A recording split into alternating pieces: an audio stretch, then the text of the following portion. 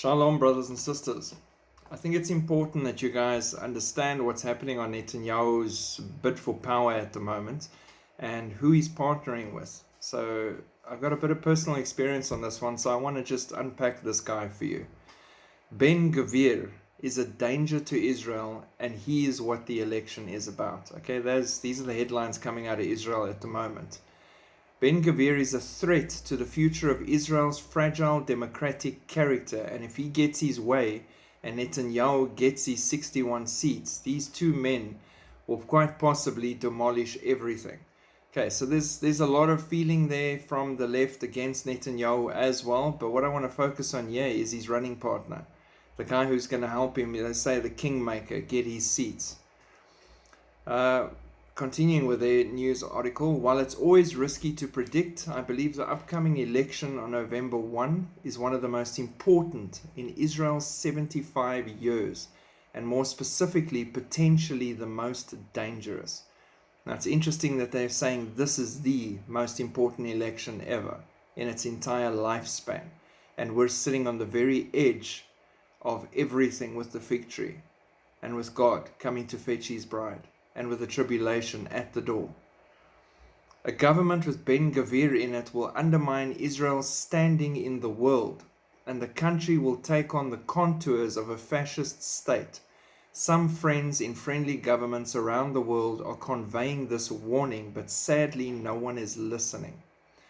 While Netanyahu might try to avoid having his photo taken together with Ben-Gvir, as seen on Monday night in Kfar Chabad, everyone knows the two are closely working together. So it's interesting that he's going out of his way to make sure that he doesn't have his photo taken with this guy who's going to help him move into power. That's already problem number one that should come straight up. So who is Ben-Gvir?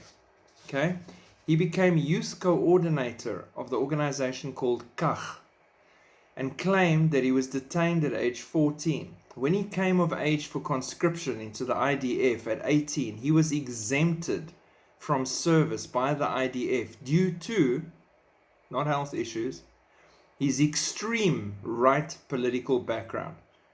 So pretty much thinking he's too wild to unleash with a gun. That's scary that the Israeli IDF thinks you're too much to give a gun to because you're so far right and gone. It's a bit hectic.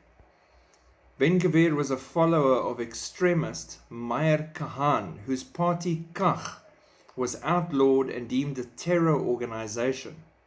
In 1995, a few weeks before the assassination of Prime Minister Yitzhak Rabin, a teenage Ben-Gvir appeared on television brandishing a Cadillac emblem that had been broken off the hood of Rabin's car and said, "We got to his car, we'll get to him too."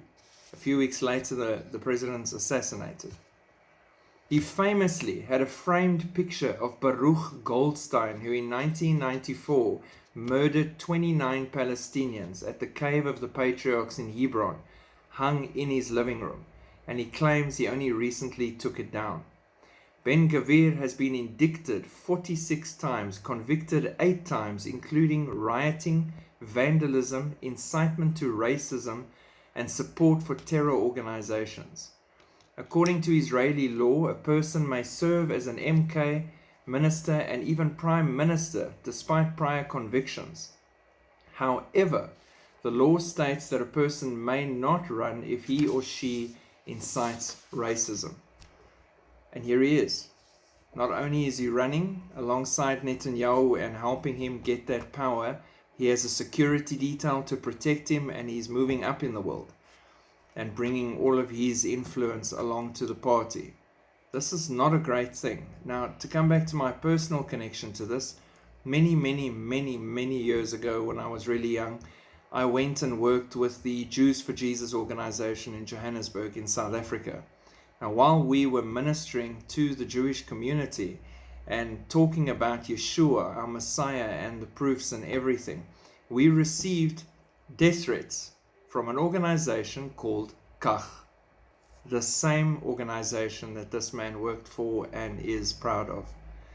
that we should cease and desist and any evangelizing or speaking to them about the gospel or anything about Jesus Christ is deemed as a threat, and they will deal with us appropriately.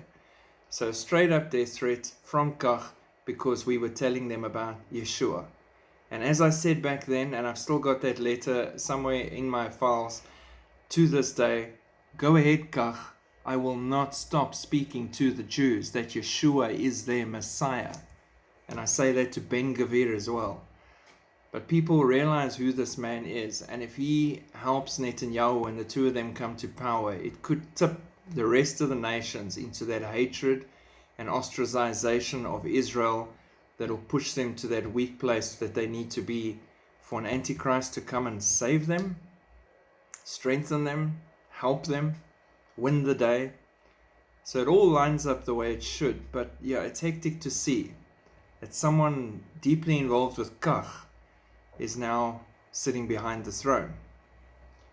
We'll keep watching and we'll keep seeing how these things pan out, and I'll update you on this channel. God bless. Keep looking up. Shalom.